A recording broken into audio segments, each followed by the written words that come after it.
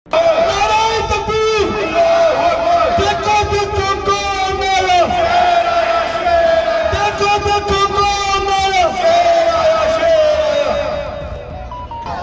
प्रदेश में इंदौर में तमाम मुख्तलिफ सियासत पार्टियों ने अपने अपने उम्मीदवारों को ठहराया है। इसी तरह मजलिस इत्तेहाद मुस्लिमीन ने पहली मर्तबा आपके हल्के से आपके अपने दोस्त, आपके अपने भाई, आपका अपना बेटा, ऐसा एक डॉक्टर फैसल साहब को टिकट दिया। चुनाव है, काफी मेंढक निकलेंगे भी बाहर, अभी बरसाती बहुत आ रहे हैं, लेकिन डरने और घबराने वाली जमात का नाम मजलिस इत्तेहाद मुस्लिमीन नहीं है। न डरे हैं न किसी से डरेंगे। संविधान ने जितना अधिकार इनको चुनाव लड़ने का दिया है, उतना ही चुनाव मजलिस इत्तेहाद मुस्लिमीन को भी दिया है। मध्य प्रदेश में इंदौर में दो पार्टियां चुनाव में उतरी है। एक तरफ तो भाजपा है, दूसरी तरफ ये सेक्युलरिज्म के चैंपियन जो अपने आप को बताते हैं कांग्रेस पार्टी। हम तो पहली मर्तबा लड़ रहे हैं यहाँ पे विधानसभा का चुनाव। बीजेपी, इनके साथ तो हम कभी ना गए, ना कभी जिंदगी में जाएंगे, ना कभी इनका समर्थन करेंगे। इस तरफ कांग्रेस ने एक नया दल बना लिया है, 26-28 पार्टियां हैं। हम इस पार्टी का भी हिस्सा नहीं है, इनके लिए तो हम पॉलिटिकल अनटचेबल्स हैं, कोई फर्क नहीं पड़ता। हमारे साथ अल्लाह है। हम आपकी मोहब्बत, आपकी दुआ, आपके सपोर्ट की बुनियाद पे चुनाव लड़ना है। हमने इनको भी कहा था, देखिए आपका हमारा सबका अगर मकसद एक ही है, मंशा एक ही है, बीजेपी को हराना, तो आइए हमारे साथ कांधे से कांधा मिलाइए, लड़ेंगे, साथ में हराएंगे बीजेपी। और हमने तो एग्जाम्पल भी सेट किया, हम तो बीजेपी को हरा चुके थे, मगर नहीं, इनका जो घमंड गुरूर है, उस घमंड गुरूर में बैठे, कोई फर्क नहीं पड़ता। लड़ने आए तो काफी फोन कराने का, धमकाने का, ये सब इधर भुक्तियां देना बंद कर दो। किसी को कोई फर्क नहीं पड़ने वाला है। आएंगे, लड़ेंगे, और इंशाअल्लाह अगर ये अवाम ने मोहब्बत से नवाजा, दुआओं से नवाजा, तो यहाँ से जीत के भी जाएगा ये डॉक्टर, जीत के भी जाएंगे इंशाअल्लाह। क्योंकि अगर बीजेपी और कांग्रेस दोनों को आप देख लो, एक ही सिक्के के दो पहलू, एक ही सिक्के, इसी में कोई कमी नहीं है दोनों में भी। 70 साल से इख्तियार की कुर्सी पे थे कांग्रेस वाले, हम लोग तो यहाँ पे चुनाव नहीं लड़ने आए। आपके पास कोई विकल्प नहीं था, कोई ऑप्शन नहीं था आपके पास। आप बीजेपी को तो वोट नहीं देंगे, लेकिन आपने अपना बहुमूल्य कीमती वोट जाकर कांग्रेस को दे दिया। वो कांग्रेस जिसको 90% आपके वोट चाहिए, लेकिन करना आपके लिए कुछ नहीं है। हमने सोचा था नहीं लड़ेंगे हम मध्य प्रदेश में, जाओ कांग्रेस को हराओ बीजेपी को, क्योंकि इन्होंने कहा था जिसकी जितनी संख्या भारी उसकी उतनी हिस्सेदारी। तो अगर संख्या के हिसाब से देखा जाए तो मध्य प्रदेश के अंदर कम से कम इनको 20 मुसलमानों को सीट देना चाहिए था, 230 के अंदर।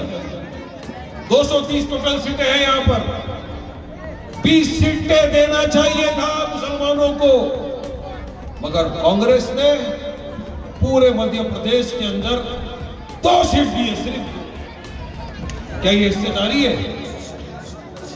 हमने कहा नहीं, हम जाएंगे, हम हमारे उम्मीदवारों को खड़ा करेंगे, और इंशाअल्लाह को यकीन है कि अवाम हमारे को मोहब्बतों से नवाजेगी, दुआओं से नवाजेगी। अगर देखा ये गया है सियासत में देखो या आम जिंदगी में देखो, जिस कौम का पॉलिटिकल एम्पावरमेंट नहीं होता, जिस कौम के नुमाइंदे ऐवान असेंबली में नहीं होते, ऐवान बल्दिया में नहीं होते, कॉर्पोरेशन में नहीं होते, तो वहां पर उस कौम की सुनवाई नहीं होती। तो आप अगर किसी को सीट दोगे नहीं, टिकट दोगे नहीं, वो लड़ेगा नहीं, जीतेगा नहीं, तो कैसे आप आगे लाएंगे? यही वजह है जो आज भारत देश का मुसलमान पिछड़ा हुआ वर्ग है, सोशली, एजुकेशन में, इकोनॉमिक में बैकवर्ड है, पिछड़ा हुआ है। मैं नहीं बोलता, वारिस पठान नहीं बोलता, ये कमेटियों के रिपोर्ट है आपके सामने, सच्चर कमेटी का रिपोर्ट, महमूदुर रहमान कमेटी का रिपोर्ट, मिश्रा कमेटी का रिपोर्ट है। हर रिपोर्ट ये दर्शाता है कि मुसलमान पिछड़ा हुआ वर्ग है। कौन है जवाबदारी, कौन, किसकी जिम्मेदारी थी? हम नहीं दे सकता वे जवाबदारी, जिम्मेदारी ये सेक्युलर पार्टियों की थी, उन्होंने अपनी जवाबदारी में फेल हो। हम कौन? अब वारिस पठान को कोई शौक नहीं है नेता बनने का, लीडर बनने का। आपकी दुआओं से अल्लाह सुब्हानहू व तआला ने मुझे बहुत इज्जत से नवाजा। हम यहाँ आए हैं आपके अंदर से आपके अपने को जीता कर रहमान असेंबली में भेजे, ताकि इंदौर 5 में भी विकास हो, डेवलपमेंट हो, हक बयानी हो। आपके लिए भी कोई जाए असेंबली में लड़े, आपकी आवाज बने, आपकी जो दिल की बात है कि मैं चाहता हूं असेंबली में बोले, वो ये नहीं बोलेंगे, लेकिन जब मजलिस का सिपाही जीत के जाएगा वो आपकी दिल की जुबान बन के जाएगा और असेंबली के अंदर आपकी बात है। ये मजलिस की बात है। तो हमको C team, B team, D team, जितनी टीम बनाना है बना दो, कोई फर्क नहीं पड़ता। आए हैं, लड़ेंगे आगे। हमारा मंशा है, हम इनकी तरह झूठी रेवड़ियां नहीं बांटते, हकीकत बात है, हकीकत बात करेंगे। एक स्कूल का प्लान है, एक अस्पताल का प्लान है, जो डॉक्टर साहब ने खुद ने अपने सर पे बेड़ा उठाया बनाने के लिए, ये बनाएंगे। हम जब चुनाव लड़ने आए, सबसे पहले हमने यही पूछा था कि डॉक्टर साहब क्या करना, आपके पास क्या मैनिफेस्टो है, किस तरह से पब्लिक को आप क्या करके देना चाहते हो। डॉक्टर साहब ने बताया था कि बिल्कुल वारिस भाई, मैंने कोरोना काल में भी बहुत काम किया, जब ये बीजेपी के जो सिटिंग एमएलए ये नहीं आए आपके, इन्होंने आपकी फिक्र करना छोड़ दिया था, ये कोई नहीं है आपके बीच में। अगर उस वक्त भी एक पढ़ा लिखा इंसान होता है ना, तो उसके अंदर थोड़ी हमदर्दी ज्यादा जाती है। ये डॉक्टर साहब आपके बीच में से काम करते हैं। तो अब हमने किया, ठीक है डॉक्टर साहब आप खड़े रहिए, बिस्मिल्लाह करिए। चुनाव लड़ना संविधान में है, अधिकार है। जिस तरह इन पार्टियों को अधिकार है, इस तरह मजलिस को भी अधिकार है। आप लड़िए चुनाव, लेकिन याद रखना जो मजलिस बोलती है वो करना।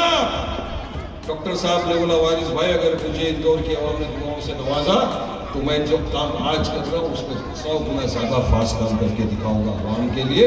पूरी तरह किसी को एक भी शिकायत का मौका नहीं दूंगा, डॉक्टर साहब ने हमसे। और आज मैं मजलिस के बिहाफ पे आपको बोल रहा हूं, बिल्कुल हार जीत अल्लाह सुब्हानहू व तआला के हाथ में है। आज हारे, कल जीतेंगे, फिर लड़ेंगे, लड़ते रहेंगे। लेकिन अगर इस मर्तबा जीत गए तो मानिए मेरी बात, याद रखिए इंशाअल्लाह इंदौर में आपको विकास दिखेगा। इंदौर में आपकी भी एक जुबान होगी जो खुलेगी, डरेगी नहीं असेंबली के अंदर। बोलेंगे डॉक्टर साहब, काम करेंगे आप, मजलिस आपके साथ है। हमारा नंबर गूगल पे आप लगा सकते हो, हम आपके काम के लिए तैयार रहेंगे। गवर्नमेंट की उर्दू स्कूल बनाने का सोचा, ये भी हम करेंगे। पहले जरा विकास की बात कर लेता हूं, उसके बाद इनको झकास करके देने का है।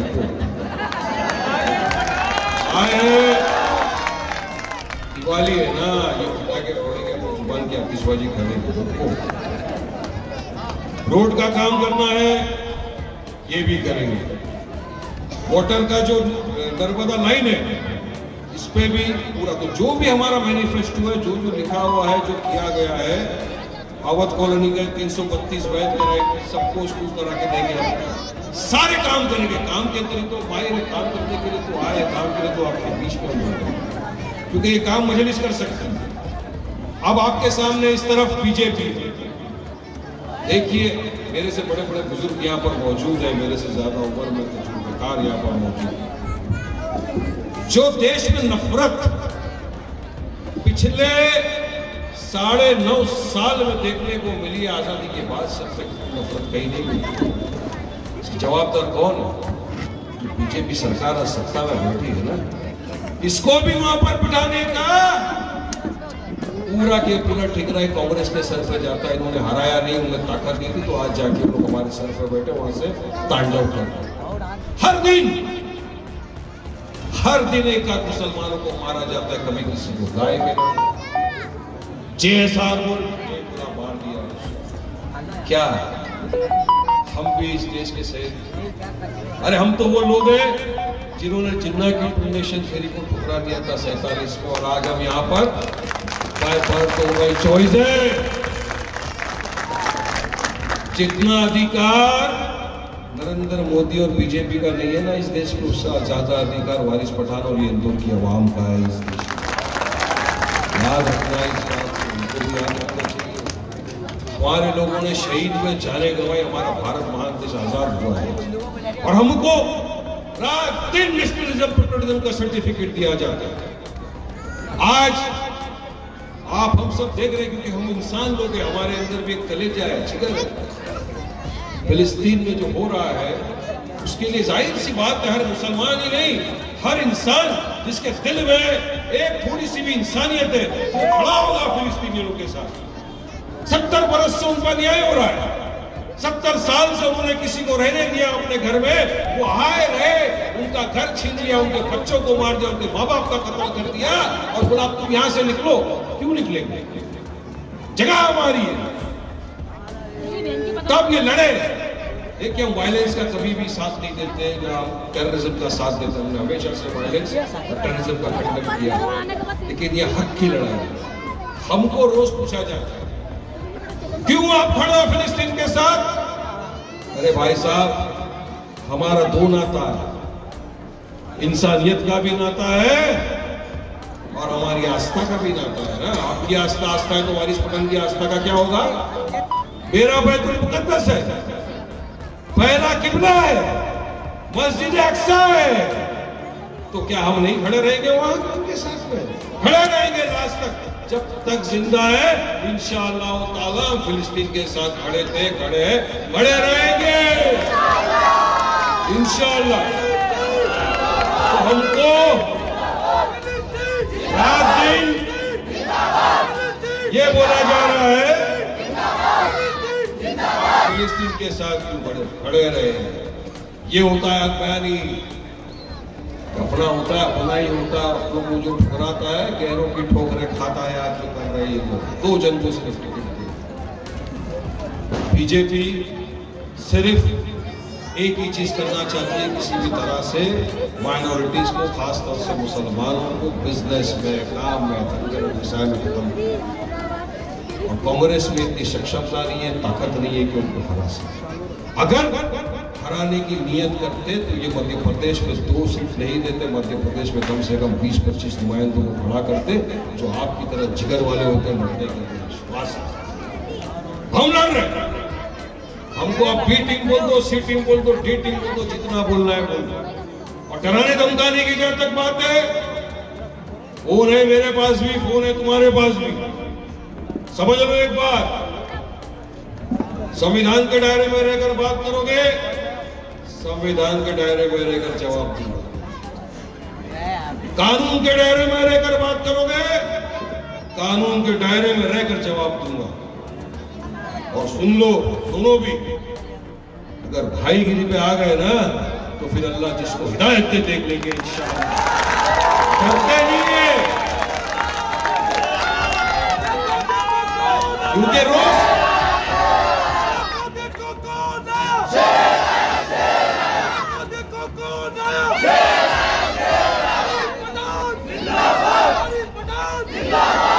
अरे शेर तो भी आने वाला है, शेर से बात करना पहले शेर के बच्चों से निपट लो, फिर शेर से निपटना होगा। वो आने वाला है, तिनका आया है, तूफान आएगा तो समझ में आ जाएगा क्या हो रहा है। इसलिए मैसेज देना चाह रहा हूं कि डराना धमकाना छोड़ो। हम लोग शराफत में मानते हैं, इज्जत आबरू में रहेंगे, इज्जत से बात करेंगे, हमको हमारा वोट डालने का अधिकार है, आप डराना धमकाना नहीं। मैं तो प्रशासन से भी कहूंगा कि जो लोग डराने धमकाने की बात कर रहे हैं आप उनके खिलाफ कार्रवाई करो। हम कानून में रहकर अपना चुनाव लड़ना चाहते हैं, कायदे कानून में रहकर अपनी बात रखना चाहते हैं। 17 नवंबर को आपके यहाँ पे पोलिंग है, बटन नंबर 6 है, निशान है पतंग। अगर आप तमाम मिलकर उस दिन आए और एक इतिहाद पैदा किया 17 तारीख, मुत्तहिद हुए और सबने मिलकर अगर 6 नंबर के बटन के निशान पर बटन दबा दिया, पतंग को वोट दे दिया, तो यकीन मानिए मुझे इस मर्तबा डॉक्टर फैसल को असेंबली में जाने से कोई नहीं रोक सकता, किसी में बात नहीं।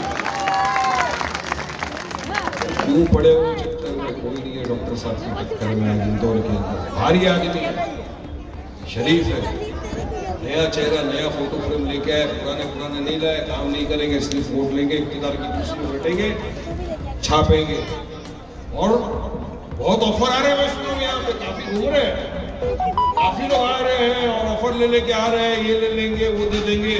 तो सुनो मेरी बात, ये कोई ईंट गड़ा उठा के मेहनत करके नहीं कमाया है, ये खून पसीने से नहीं कमाया है, तिगड़म झोल करप्शन का पैसा है। लो वहां से, मगर दो का पतंग पे मारो पतंग, ये याद रखो। बहुत कमा लिया, इसलिए बहुत घूम रहे हैं यहाँ पर, ये देंगे वो देंगे। मैं तो सुना मोबाइल भी दे रहे, लो मोबाइल भी लो, उन्हीं के मोबाइल से प्रचार करो अपना, vote for kite, vote for पतंग। वक्त कम है क्योंकि मुझे आने में फ्लाइट से डिले हो गया, 5 ही मिनट बचा है, मगर 5 मिनट में बहुत कुछ करेंगे।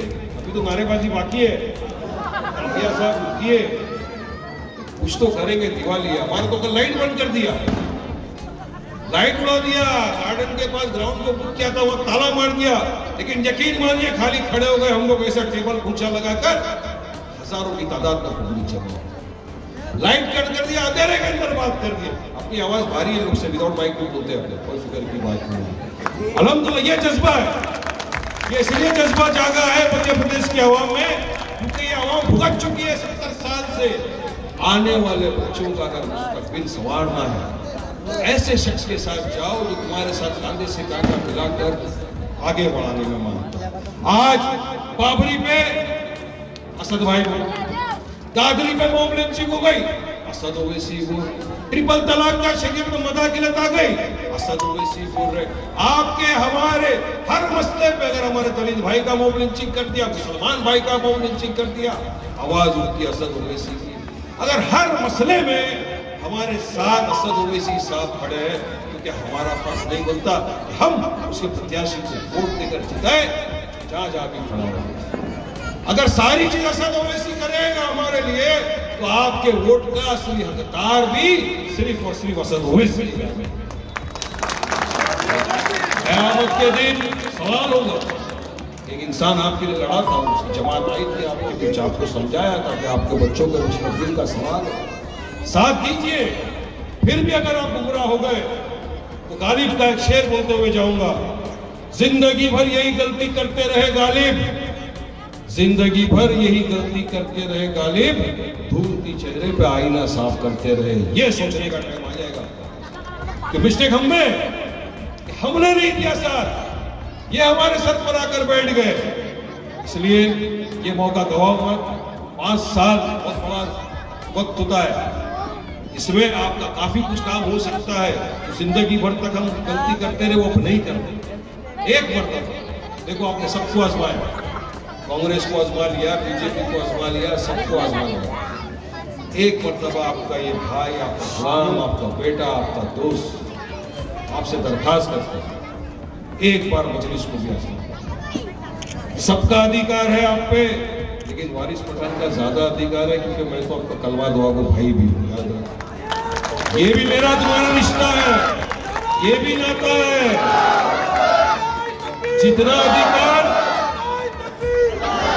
अधिकार इंदौर की आवाम का वारिस पठान पर है, उतना ही अधिकार वारिस पठान का इंदौर की आवाम पर भी है। इसलिए मैं मेरी माएं, बुजुर्ग, महिलाएं, सबसे रिक्वेस्ट कर रहा हूँ, एक बार वो है ना जिंदगी में आता है मौका, एक बार हार या पार करके जा दो इसको असेंबली के अंदर। आएंगे आपके बीच, टाइम खत्म हो रहा है, मैं नारा लगाऊंगा, आप मेरे साथ नारे लगाएंगे ना? भाई भी है ना, आवाज तो है ना, मैं तो थक के आया हूँ, सुबह से रोड शो कर करके आया हूँ, फिर भी आवाज अल्हम्दुलिल्लाह, अल्लाह का शुक्र है। हिंदुस्तान, हिंदुस्तान, मजलिस इत्तेहाद मुस्लिमीन, बैरिस्टर मवैसी, नारे तकबीर। ऐसा नारा लगाओ कि हिल जाए पूरे के पूरे वहां जो बैठे हैं। नारे तकबीर, नारे तकबीर। फिलिस्तीन, फिलिस्तीन, फिलिस्तीन। जिंदाबाद, जिंदाबाद, इंदौर की आवाम जिंदाबाद। बहुत बहुत शुक्रिया। अस्सलाम वालेकुम।